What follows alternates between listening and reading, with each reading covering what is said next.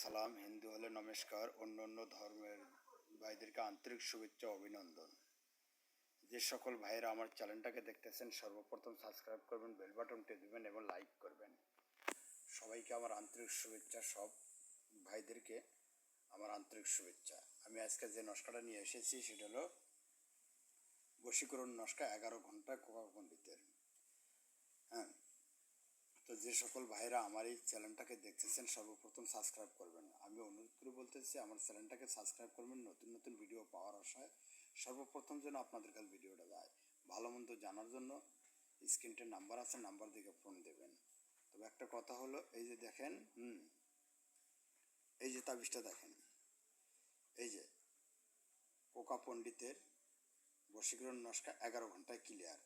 তবে আমি নিয়ম কারণ দেওয়ার আগে একটা কথা বলি, যদি কারো গুরু থাকে গুরুর কাছে অনুমতি নেবেন, যদি কারো পীর থাকে পীরের কাছে অনুমতি নেবেন, এবং অনুমতি ছাড়া কেউ কাজ করবেন না। ওস্তাদ থাকলে ওস্তাদের কাছ থেকে অনুমতি নেবেন। অনুমতি যদি কোথাও না পান তাহলে আমার কাছ থেকে অনুমতি নিতে পারেন, আমার কাছ থেকে অনুমতি নিতে পারেন। আমার কাছ থেকে অনুমতি নিয়ে যদি কাজ করেন সমস্যা নাই। তবে একটা কথা হলো, আমি অনুমতি দেব, কিন্তু ভালো কাজ হলে আমি অনুমতি দেব। তবে অনুমতি ছাড়া কাজ করলে কাজ হবে না, এই জন্য আমি কোনো দায়ী না।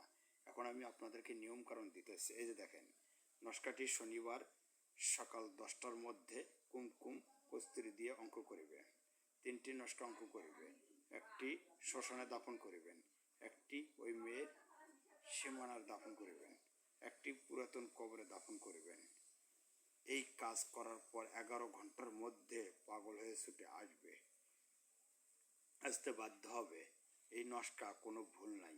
তবে 100% আমি পরিপূর্ণ আপনাদেরকে নস্কাটা ক্লিয়ার দেখাইতেছি। তবে আপনার স্ক্রিনশট দিয়ে কাজ করতে পারবেন।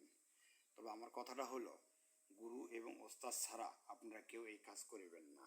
আপনাদের কাছে এই একটা অনুরোধ। তবে কাজ 100% আমি নিজে করছি এবং আপনাকেও আমি করার জন্য সহযোগিতা করতেছি।